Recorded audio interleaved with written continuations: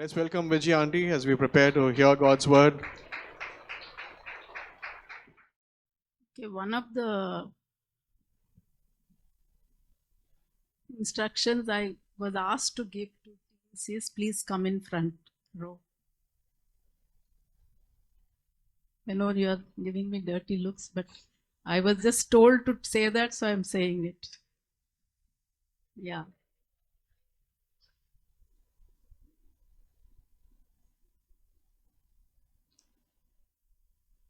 Yeah, it is quite late, no, today. But Nalini, that was so nice. I mean, you can see the childlike excitement in Nalini when she's sharing every verse that she's hearing, and thank you.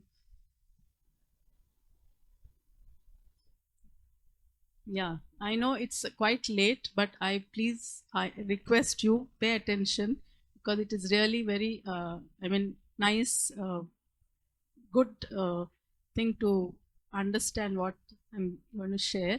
It's really, I mean, as a ladies group, we have gone through a book called, this is The Host, the Holy Ghost by Vladimir Savchuk. I don't know how to say that. So it has really been a great blessing for all of us.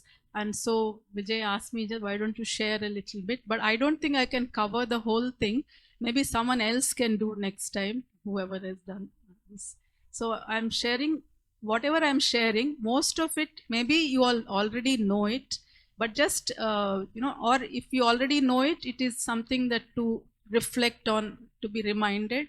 And maybe some things may be new, just I hope it will be a blessing.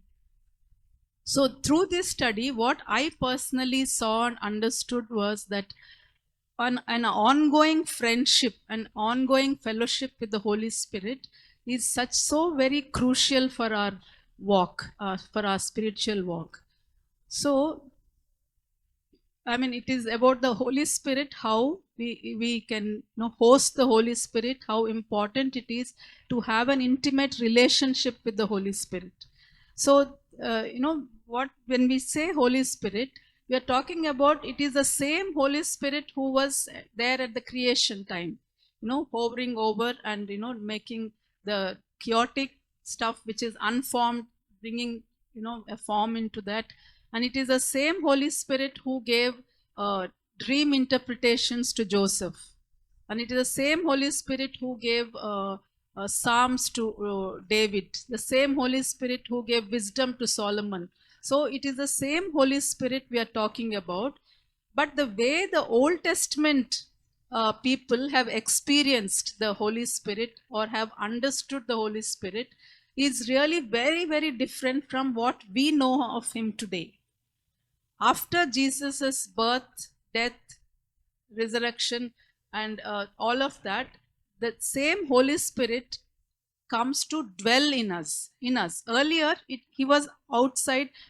Whenever some task had to be achieved, the Holy Spirit will come upon that person, and then He'll go away. So, but whereas now, for us who have given our lives to the Lord Jesus and really trusted in what the work that He has done on the cross. So when for us, the Holy Spirit comes to live in us. So I'm assuming that we all know there are three persons in Godhead, the Trinity, and whatever the Father and Son want to function, they do it through the Holy Spirit. So when Jesus becomes our foundation, our Lord and our Savior, then the exciting journey with the Holy Spirit starts. So without the relationship with Jesus, there is no relationship with the Holy Spirit. So let us be very clear on that. So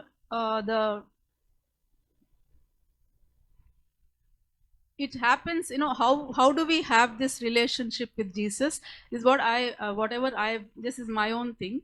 It happens in three phases, if I may say that. So the first one is Holy Spirit. First, what does He do? He first convicts us of the sin. That means before we came to the Lord, before we have received Jesus into our life, He, from outside, He convicts us of the sin, the sin of unbelief. At this time, He is outside of us. So he was with us, wanting to reveal Jesus to us, and he convicts us of our sin.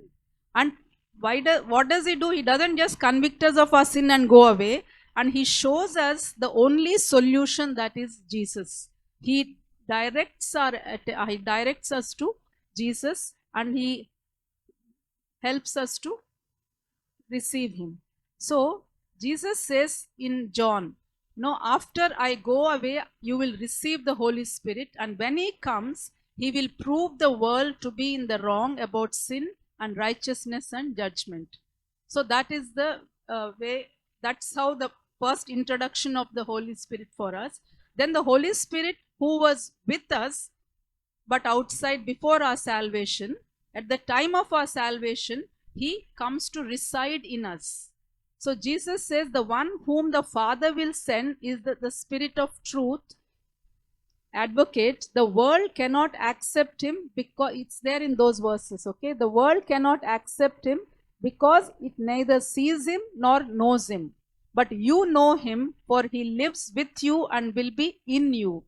So when we are born again, he comes to live inside of us to transform us through revealing the teachings of Jesus. So then the spiritually dead person comes alive. Okay, when we are born again, we were baptized into Christ Jesus, and at water baptism, that is what we are appropriating and saying yes, acknowledging the baptism of the Holy Spirit. So these are all quotes from that same book. Religion tries to make bad people good, or at least appear good, but Holy Spirit makes dead people come to life. So he will start his work in us only after we accept Jesus. Then on, after that, after we receive Jesus, then on he starts convicting us of our righteousness that is there in Jesus alone, and then the judgment that was on the devil, that he is defeated. These are the things. This is an ongoing process. That is what the Holy Spirit does. And every one of us who is born again was baptized by the Holy Spirit at the time of our salvation. That's why the scripture declares what we are, that we are in Christ. This Galatians also, it says that the Holy Spirit baptizes us into Christ. So basically, the baptism of the Holy Spirit, when we think of baptism of the Holy Spirit, when we think of the baptism of the Holy Spirit, it's not about tongues or it's not about power, but it is being immersed into Jesus. It's about being made a new creation from death to life. So there are many misconceptions about the Holy Spirit. No, that he is a reward for reaching a certain level of maturity and things like that. But we must understand that the Holy Spirit doesn't come as an upgrade after a year or so. After you are born again, okay, now after some time later. No, Holy Spirit doesn't have any different versions like. So the Holy Spirit, we don't, I mean, like how when we have the computers, every 5 years or something, we have to upgrade it, right? It doesn't work. But it's not like that with Holy Spirit. He is the same yesterday, today, and forever. He is the same. He is not a reward for reaching a certain level of us on our spirituality or maturity. He is ours and lives in us from the moment we are born again. Okay. So then following that, the initial baptism, Jesus immerses us into the Holy Spirit. That's when we receive the power to do supernatural things. For example, when Peter was filled by the Spirit, in Acts, if you can recollect, when Peter was filled by the Holy Spirit, he exhibited an unusual courage. And even we see that filled by the Holy Spirit, they spoke the word of God boldly. So there is the things that we cannot do, we can do after when we are baptized with the Holy Spirit. So there are many references to that in Acts. We can see it later. Even Stephen, filled by the Holy Spirit, how he speaks, all of that. So we cannot be a believer in the Lord Jesus, or without the Holy Spirit, but we can be a Christian without experiencing His power. Okay, without having the love of God in our hearts. Again I repeat, one cannot be a Christian without the Holy Spirit, but one can be a Christian without experiencing the power of the Holy Spirit. So all of us could experience this. It's not for few people or anything. And we receive that when we are baptized with the Holy Spirit. So how does it happen? As we desire Him, as we seek Him, Jesus does that. Jesus is the one who baptizes us with the Holy Spirit. It can happen. How does it happen? It can happen anytime when we are praying, when we are seeking God, when we are meditating, when we are prayed over. So it can happen anytime.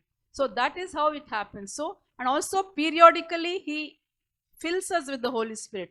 There is an infilling of the Holy Spirit when we desire Him and when we seek Him wholeheartedly. So just let us, and if we don't know the Holy Spirit personally, then we will be like crippled Christians. Okay, so let's just see this skit that they are going to put up for 2 minutes.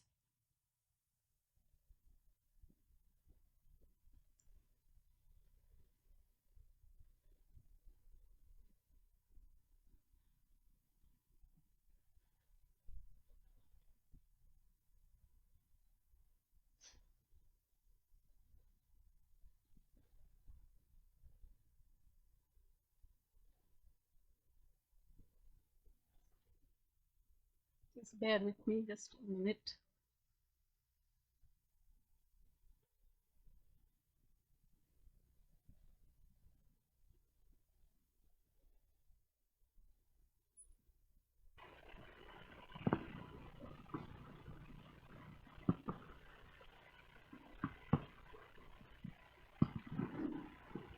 Help! Help! I can't walk! Somebody please help me! I can't walk! My leg doesn't work! Please carry me to the temple gate. Please.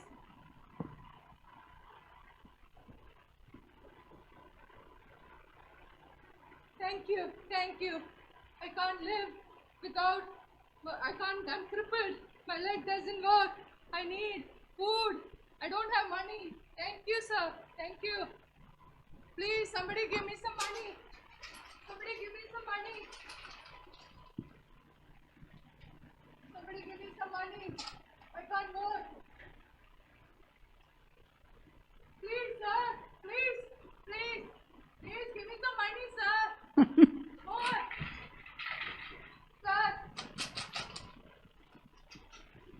Sir. So this is Peter and John coming.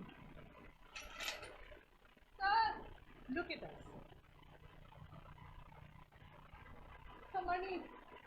Brother, gold and silver I do not have, Ah. but what I have, Ah. I give. In the name of Jesus Christ of Nazareth, get up and walk. Oh. What? What? Yes, come on. Stretch your leg. My leg. Yes, it works. Come on, yes. Yes.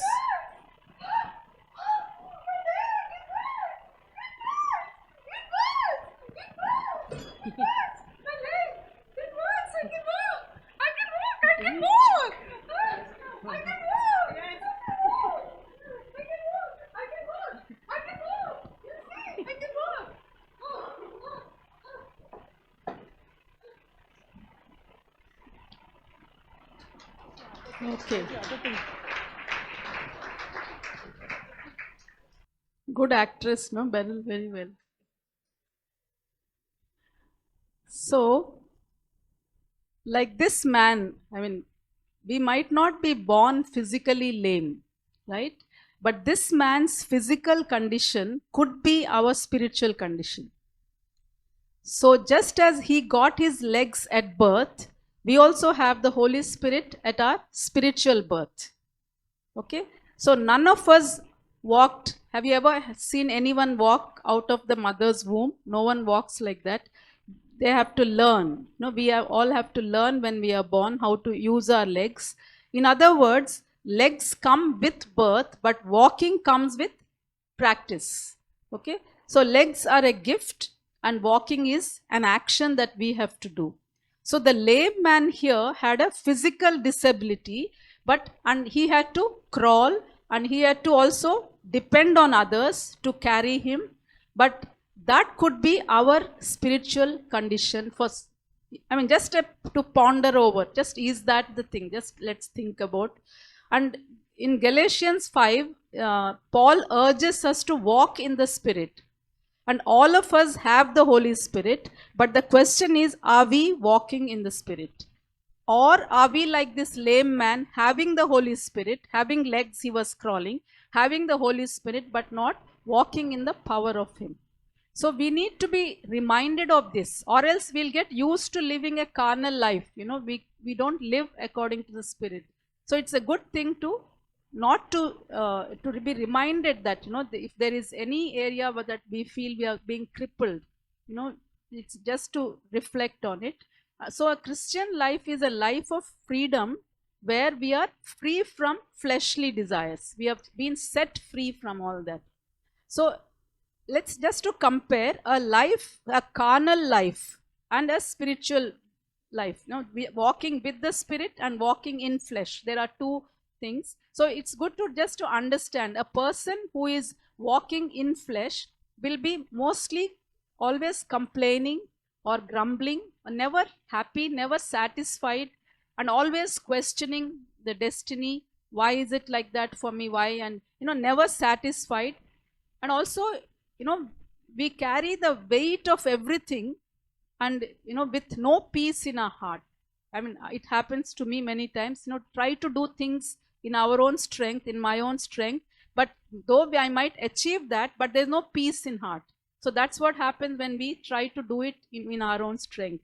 And a carnal life also relies on our own strengths, the person, our own strengths. And prayer life is nothing but like how this one was saying, give me food, give me money. So it's all prayer life will be give me this, give me that, but really not seeking His presence. So asking for alms rather than His presence, that is how it is. And the whatever little bit we achieve, it's not lasting. The fruit that we achieve, it won't last. We strive to be patient, but doesn't last. So, and we always operate in the natural realm, means whatever we naturally can do, we will do that. So whereas when a person is walking in Spirit, what it is just the opposite. Spirit-filled life will always be content and always God dependent, always depending on God, always seeking His presence and experiencing the peace in the midst of a storm, and always knowing there is an assurance in the heart that about God's goodness, and also doing things which are impossible in the natural realm. That's what is the Spirit-filled life will look like. So if you see a lame, a crippled Christian won't deny the truth of who the Holy Spirit is. Everybody will say, yes, we know the Holy Spirit is there, He's in us, but we won't rely on Him. That is the difference. And so when we don't rely on Him, when we don't walk in Spirit, then the results are very minimum. So what this lame man needed was to be able to walk, not the arms. But even though he started walking, has his financial status has changed? No, it must have been the same. Has his outside circumstances have changed? No, nothing would have changed. But what changed here is changes come in his heart. No, he started rejoicing and praising God. She didn't jump as much, but rejoicing and praising God. And he entered the temple. And the miracle led many spectators to put their faith in Christ. If you see this passage in Acts 3. So may that be our testimony today. May that in the days to come, may we really understand this and let us, all of us have to introspect. It's not just one or two, but really let us just be aware of getting into a crippled Christianity. We don't need arms like miracles, manifestations and all. We need to just walk in the power of the one who is already abiding in us, who is already living in us. Just walk in the power of that. We need to get well acquainted with him, not just to get to know about him, but knowing him personally as a friend. And asking for alms is a temporary solution for a crippled life, right? If there was no ability to walk, that is not a great thing by just giving some money. The lame man needed the miracle of walking, not the miracle of money. Yes, we do need miracles, signs and wonders, not undermining that, but they are not priority. What we need is really to fall in love with this Holy Spirit and to have intimate times with him, real, close fellowship with him. So may the Holy Spirit become more real in us. That's our prayer. Let's pray like that. May we know him as a dear friend. Then we will surely see miracles and signs and wonders. And then also the Holy Spirit gives us a gift. Every Sunday we read that benediction, that grace of the Lord Jesus Christ, the love of the Father, fellowship of the Holy communion of the Holy Spirit. So here Jesus offers the gift of grace, and Father offers the love of God, unconditional love, and Holy Spirit offers a gift of communion, to all of us who believe in Jesus. So when we think of gift of the Holy Spirit, what do we think of? We think of the tongues, right? Normally that's what it is. So, but that is not the primary gift that Holy Spirit offers. The Holy Spirit offers the communion, the divine friendship, fellowship, which is the key to walking in spirit. So that communion is what? And it is not like we have to go. He is the one who is initiating. He is the initiator. And he earns to have that communion with us. And communion with the Holy Spirit is what? It is like having a conversation. It is not just, Holy Spirit leads, Holy Spirit guides, Holy Spirit prompts, nudges, all of that is there. But all that the Holy Spirit does, but primarily he wants us to hang out with him and commune with him, converse with him, like a friend, So we don't have to believe sometimes we can just think that, we can hear the lies of the enemy that, you're not good enough, or you're not holy enough, or you're not prayerful enough, to have communion with the Holy Spirit. That's an outright lie of the enemy. He already lives in us. So we just have to give time and space for him so that he can commune with us. That is his gift to us. And also the Holy Spirit has a body. So when we think of the God the Father, what do we can relate him as a person, right? Because we have biological fathers. It's not something strange for us to relate like that. And when we think of Jesus, also we can relate. He's a son of God. He's a human. We can relate, we can understand it in that way. But when it comes to the Holy Spirit, we can't give him a human form to him, right? But one thing, this has come as new thing for me when I read it first. He chose to live in our bodies. So what is that? So the Holy Spirit has a body, that is, he chose to live in us. So he comes to reside in our bodies. So as he does that, he raises our value of our body. Because the Holy Spirit lives in us, our body gets a higher value than what we normally, or the world validates our body. So if we have felt insecure about our physical appearance, we now have a greater reason to not tolerate any insecurity or any doubt about our bodies. And if we have, anyway, if we have been very proud of our bodies because the world has validated us, okay, great body, like that. But if we don't have the Holy Spirit in us, it's no use. So just let's think about that, and let us just understand. Let us not tolerate any kind of insecurity about our body. Sometimes when we are born, people say many things. Oh, your nose is not like, you're not fair, you're dark, and all these things. But we must not let those things undermine our bodies, because it is what gives us a value is really the Holy Spirit residing in us. And I remember one example, like once, some of you might know, John had a white and red kind of a car, Santro or Swift or something like that. So once he was working with some film producer. So once Mammootty needed a car, and so he used that car for some shooting for a film. So after that, he had so many people come to him and ask him, please sell this car, we will give more money, so much more. So the value of the car has become so much higher. It raised the value because Mammootty sat in it. Mammootty was, shooting in that car. So that's just a simple, not a great thing, but really for us, that is how we should know.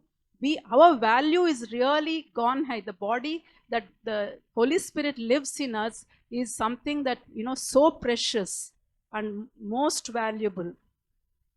And the Holy Spirit also is a person. How do we say that? Because he has a mind, he has will, and he has emotions. How do we know that? In Romans 8:27, it says, he who searches our hearts knows the mind of the Spirit, because the Spirit intercedes for God's people in accordance with the will of God. So, Holy Spirit has a mind of his own, and also he has a will. So, how do we know? Acts 16, I'm reading. Holy Spirit's will is in accordance with the Father's will. So, Holy Spirit has a will of his own, and he knows everything better than what we do. About God's will, he knows Father's will. And Holy Spirit has emotions. How do we know that? Because our actions can bring him joy or sadness. We can grieve him. In Ephesians 4:30 it says. So he has emotions, he has mind, he has his own will. So that is what, these are three things that gives us a personality, right? Someone a personality. So to be able to talk to the Holy Spirit, we must view him as a person. Then we can have communion with him. So we sometimes mistakenly think that communion with the Holy Spirit is only speaking in tongues. But the speaking in tongues is only, it just fuels our relationship with him. So it is the communion with the Holy Spirit is a lot more than speaking in tongues. And even in Samson's life, if we see, he exhibited the gift of strength, an enormous gift of strength, which was given by the Holy Spirit. But he did not have any connection with the Spirit of God. Absolutely no connection. And even Jesus warns those who think they have it all by exercising the gifts of the Holy Spirit without having any relationship with the Holy Spirit. So finally, this is also the quote from there. Speaking in tongues fuels our relationship with him, and it's not the only thing. And once again, this is not a relationship that gets upgraded in our spiritual life. Okay, speaking in tongues or anything. It's not like, you have a premium class Christianity and normal class Christianity. It's nothing like that. So it's not something like, it's there for everybody. All of us can have communion with the Holy Spirit. Each of us who have put our trust in the Lord Jesus Christ and believe on the work that Jesus has done on the cross, we can have uninterrupted communion with the Holy Spirit. Yeah. Now, the thing is, the main important thing, how do we live lives surrendered to the Spirit? Surrendered lives, how does it look like? Like we saw when we saw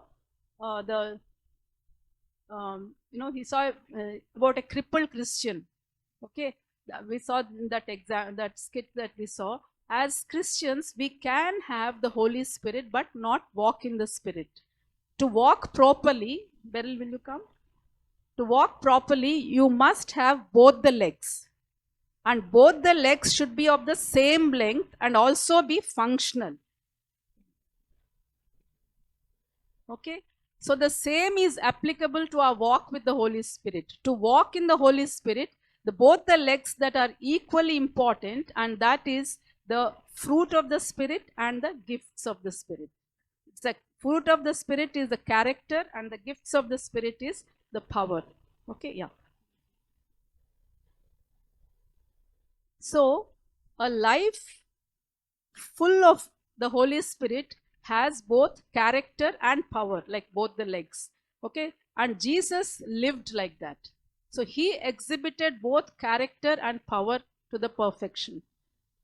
And both character and power are interlinked. Okay, this is very interesting. You can see, to understand this, let us see these two things. There are two things: grieving the Holy Spirit and quenching the Holy Spirit. This was also something new for me when I read it. I mean, there was a lot more clarity on this. Quenching happens when we limit the Holy Spirit's power. And grieving takes place when we ignore his promptings and do our own thing and act according to what our flesh says, contrary to his character. For example, if God is waiting to show a miracle, okay, like God is wanting to heal somebody, and then he wants us to do a miracle of that healing. He wants us to go and pray for them. Okay, he wants to show his power through our prayer. And if we don't do it, that is like really quenching the Holy Spirit. Okay, so this is the power that is that we saw there. And then the other thing, grieving the Holy Spirit means when we don't allow his presence that is already in us, we don't allow the Holy Spirit to produce fruit. So we are constantly forgetting a person that who is in us, and we are giving into our flesh. So what we are producing is not the fruit of the Spirit, but fruit of the flesh. So that is when the Holy Spirit is grieved. So Holy Spirit can be quenched and Holy Spirit can be grieved. So there is only, if you see in the fruit, in the Galatians 5, if you see, Holy Spirit has, it doesn't say fruits of the Spirit. It is fruit of the Spirit. So why is it fruits? There are 9 characteristics in that, character qualities of the fruit of the Spirit. So if you take any fruit, let us say mango, the characteristics are like it has a seed, it is sweet, it is fleshy, it has a skin. So these are all various things of the same fruit. So that's how even here the fruit has several characters. That fruit of the Spirit has several characters. The fruit is what he develops in our character throughout our lifetime. So when one leg is fruit of the Spirit, fruit, and one leg is gifts. So this fruit is what Holy Spirit develops in our character, and it is not one time, till we die it is there. So in our own strength we won't be able to develop. Suppose we can, maybe one thing we can develop, but at the cost of other things. For example, I can just tell myself that I will be very self-controlled. Even if you bring in the cake in front of me, no, I will not eat, I will not eat. I'll tell myself that. Those of you who have done dieting, you will understand that. You are holding on, you're self-controlled, but then you're also very irritated. You're hungry and you want to eat and you didn't eat. So the gentleness has gone out of the window. This patience has gone out of the window. So when we try to do our own character development, it's like that. But when the Holy Spirit does, then it is a wholesome fruit that we see. And so it is called the fruit of the Spirit because it is something that cannot be achieved by us. By our own efforts, we cannot achieve. It can only be achieved by surrendering to the Spirit. If you see in Galatians 5, there are so many evil things that are mentioned in this passage. Fleshly responses like sexual immorality, impurity, idolatry, witchcraft, hatred, jealousy, fits of rage. There are several things that are mentioned there. But the only way out of those evil desires, evil things, is to surrender to the Spirit. There's no other way.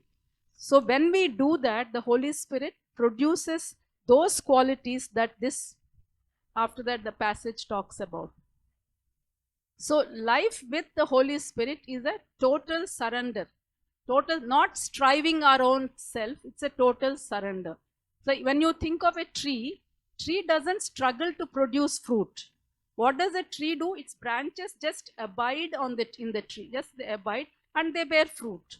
So in the same way, when we surrender and abide, the Holy Spirit will use to produce His character in us. So the intimacy with the Holy Spirit is what brings this fruit. So we don't have to pray that God give me self-control, God give me patience, God give me patience. No, instead we just have to work on our time with the Holy Spirit, our close relationship with Him, and fruit comes as a result. Okay, so I was just remembering you, that's why that's my. So then we are not called to work on developing our character, but we are called to work on our relationship with the Holy Spirit. And He will work on our character in return.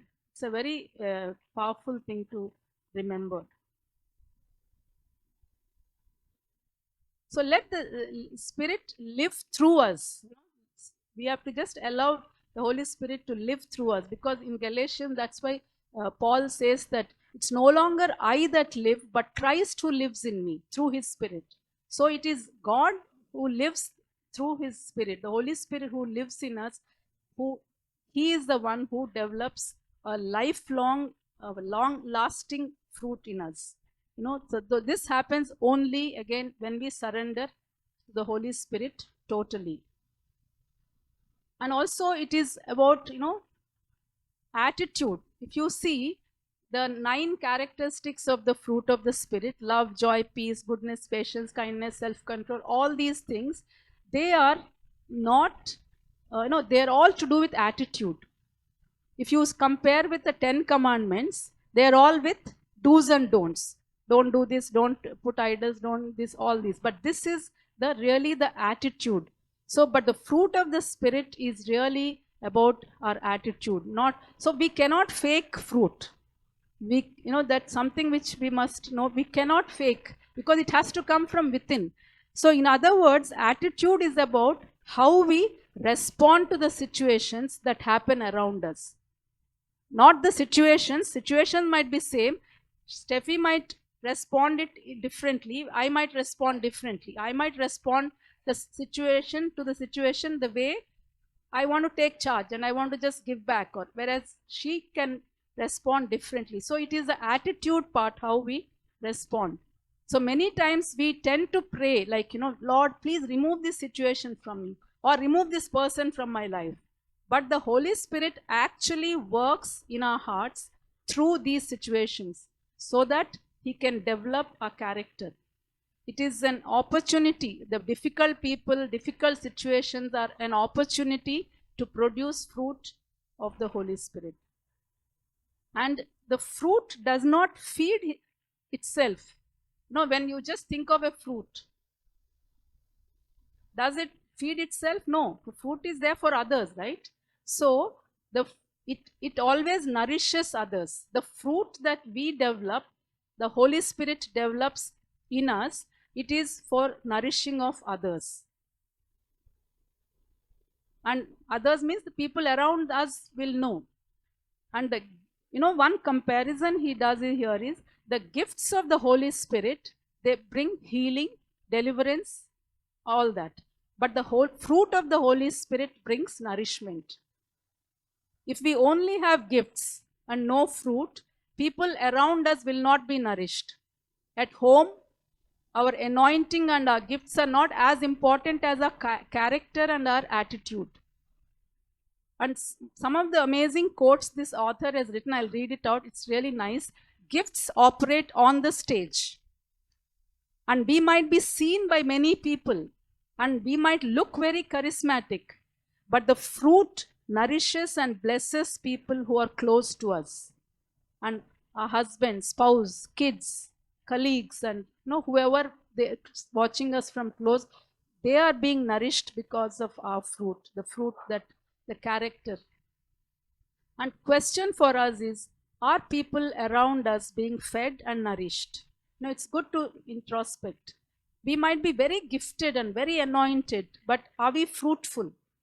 Are we just busy working on our gifts and neglecting to allow the Holy Spirit to work on our character? It's very good to think about it. And finally, fruit grows. Fruit grows slowly. It doesn't grow overnight. The same way, fruit of the Spirit takes time to grow. This can't be done by someone coming and praying over. Immediately don't become patient. It's not instant. But we can get our anointing instantly through the prayer. Okay. So when we pray for patience, God gives us opportunities to exhibit patience. Similarly, when we ask for courage, God gives us opportunities to exhibit courage. So God gives us the fruit of the Spirit in a seed form. Then He provides opportunities for that fruit to grow, mature, by leaning and depending on the Holy Spirit. And all of us are really work in progress. We can't grow in character by our own efforts, but we grow in character by totally surrendering to the Holy Spirit. And maybe we are waiting for a breakthrough or some miracle to happen in our lives, but let us switch our focus from there to really seeking the presence of the Holy Spirit. He is already in us. So just as this John and Peter didn't have silver or gold, what did they say? They gave him a hand to help him get up and walk. And God will use each of us, to help walk in the Spirit. So what did Peter and John do? They didn't give him new legs. They just activated something which was already there. So Holy Spirit is already there in us. So we just need to allow ourselves to really surrender, and each of us, we can help each other. We can pray over one another for an infilling of the Holy Spirit so that we can live lives for God's glory. Thank you.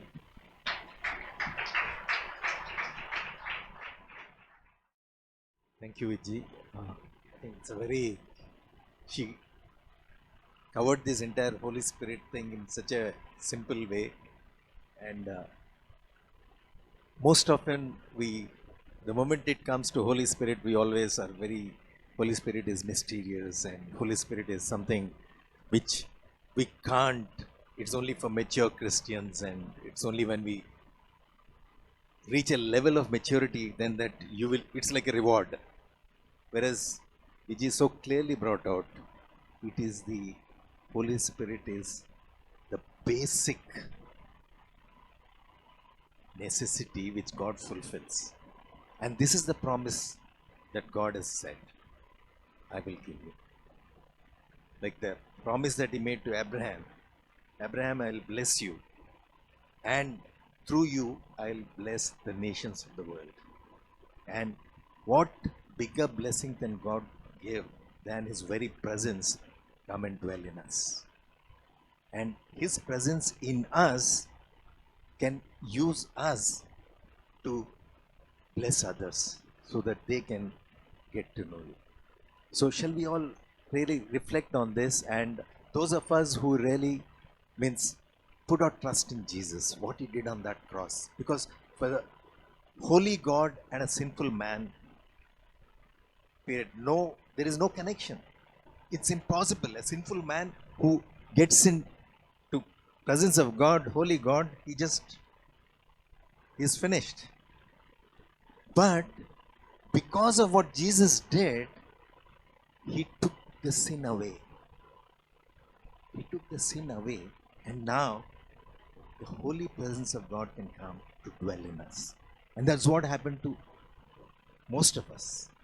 And if you're hearing this for the first time, that I want to really have this great privilege of hosting the presence of God in my life, I think this is a call that God is really appealing to you, saying, come to me.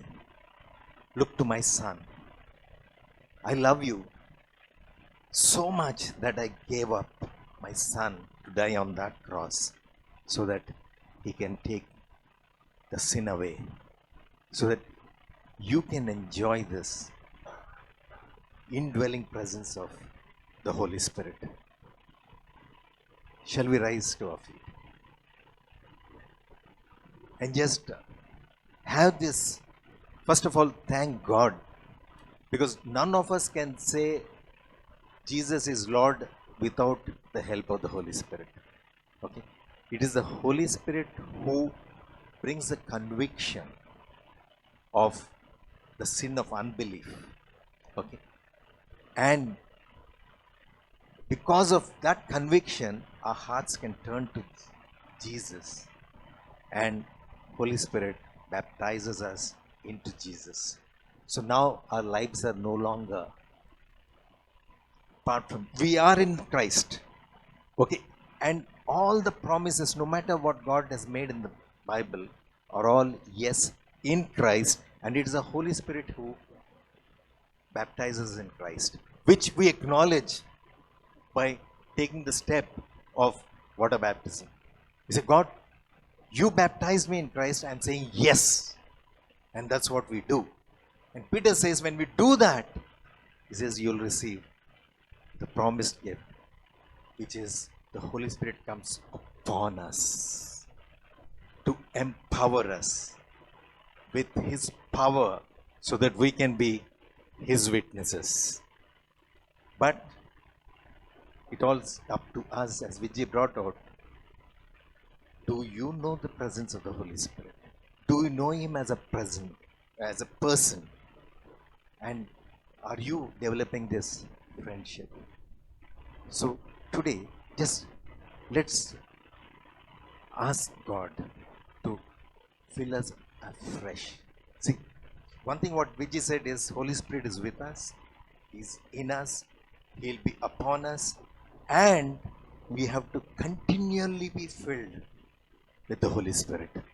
And that is something that we can really do when we're together. We can just pray for one another, just ask God, Lord, give us a fresh filling of the Holy Spirit so that our lives will really be carriers of this treasure in jars of clay, because it's his presence in us rises a value, as she said. Okay. Let's pray. Father, we thank you and praise you, Lord, for this great love that you poured out for us.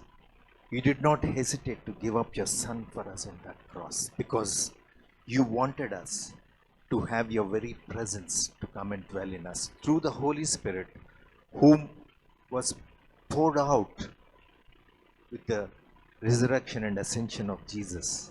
And now he's come to dwell in each and every one of us. Thank you for speaking to us through Vijay, that this is something that we all have, the very presence of God dwelling in us. Help us not to live lives like the crippled Christians who do not walk by the Spirit, but instead end up walking by the flesh. Help us to really tune our hearts and minds to the promptings and the guidance of the Holy Spirit, so that he can develop his fruit in and through our lives, that people around us are nourished. Thank you for the gifts. Help us, that gifts that the Holy Spirit gives, that we will not neglect and really use them, exercise them, so that your power is displayed through our lives. I pray that each of us will not only have the character but also the power. So Lord, this time we all ask you to, Jesus, fill us afresh. You are the baptizer of the Holy Spirit. Holy Spirit, come, take control. We surrender ourselves, we yield ourselves. thank you. Thank you for this sacrifice of coming to dwell in us with the promise that you will never leave us nor forsake us. Even when we are good, we are bad and ugly, Lord, you are there, never to leave us. What a privilege it is. I pray that none of us will leave this room without getting a fresh infilling of your presence in us. In Jesus' name we pray. Amen. And now may the grace of our Lord Jesus Christ and the unconditional, overwhelming love of the Father and the ever-dwelling presence of the Holy Spirit, who draws us into this beautiful friendship with Him, be with each and every one of us so that we can develop that character and also exhibit that power that He gives us. In Jesus' name.